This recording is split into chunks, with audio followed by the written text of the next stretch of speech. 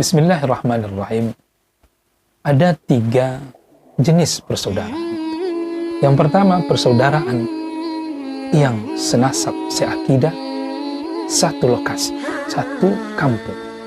Yang kedua, saudara yang dia senasab, seakidah, tapi beda kampung. Yang ketiga adalah ada saudara yang tidak senasab, tapi satu akidah, satu keyakinan.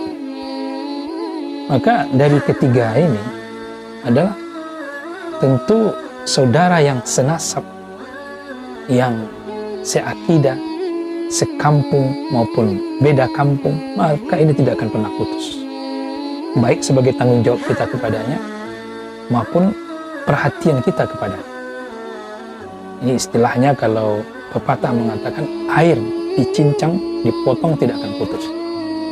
Karena memang persaudaraan ini adalah seakidah, senasab, seketurunan, satu akidah, satu keyakinan. Dan kalau ini diterapkan tentu tidak akan ada yang saudara-saudara kita yang terlantar dimanapun. Kalaupun dia merantau, pergi dari kampungnya, dari tempat tinggalnya, maka kita tetap harus peduli.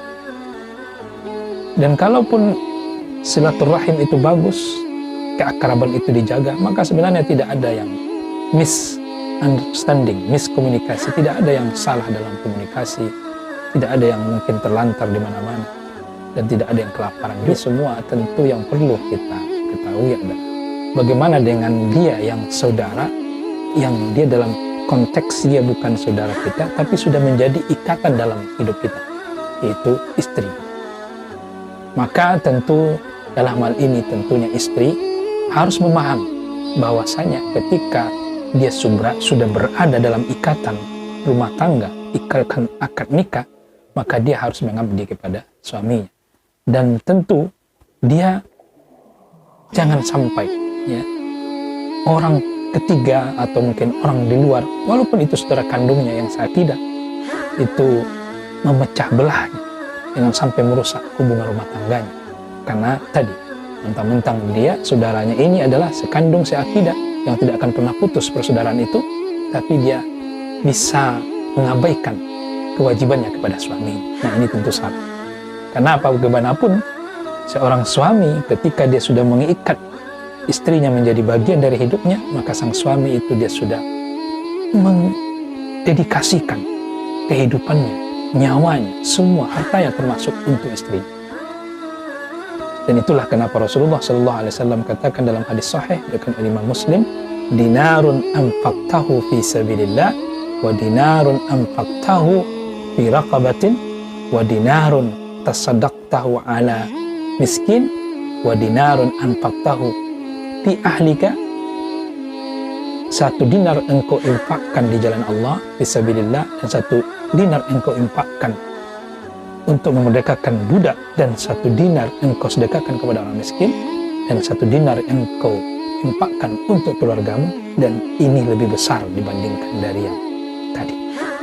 Artinya seorang suami ketika dia sudah menjadikan istrinya bagian dari kehidupannya, dan itu sudah diikatnya, maka sang istri itu sebenarnya sudah menjadi bagian yang kuat, yang dia tidak boleh masuk orang ketiga mengganggu kehidupan rumah tangga, dan dia harus pedulikan kepada kehidupan dia dengan suaminya.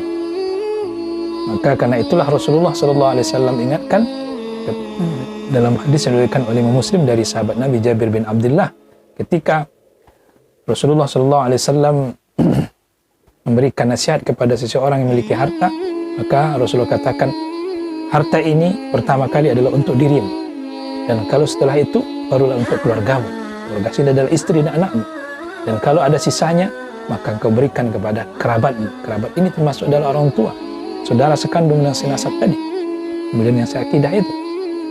Nah, kalau sisa lagi baru engkau berikan kepada tetanggamu, samping kanan kiri belakang. Nah, ini sudah pastikan bahwasanya ketika seorang istri, walaupun sebenarnya seorang istri itu bukan bagian dari saudara, karena sudah menjadi ikatan dengan suaminya, itu menjadi mahramnya, maka sudah dipastikan bahwasanya sang istri lebih memfokuskan dirinya, mengabdi, melayani tentunya kepada suaminya, dibandingkan dengan saudaranya yang sekandung, seakidah. Tapi dari itu semua, dia tetap harus menjaga hubungan silaturahimnya dengan saudaranya. Jangan sampai pun diputuskan. Semoga ini bermanfaat.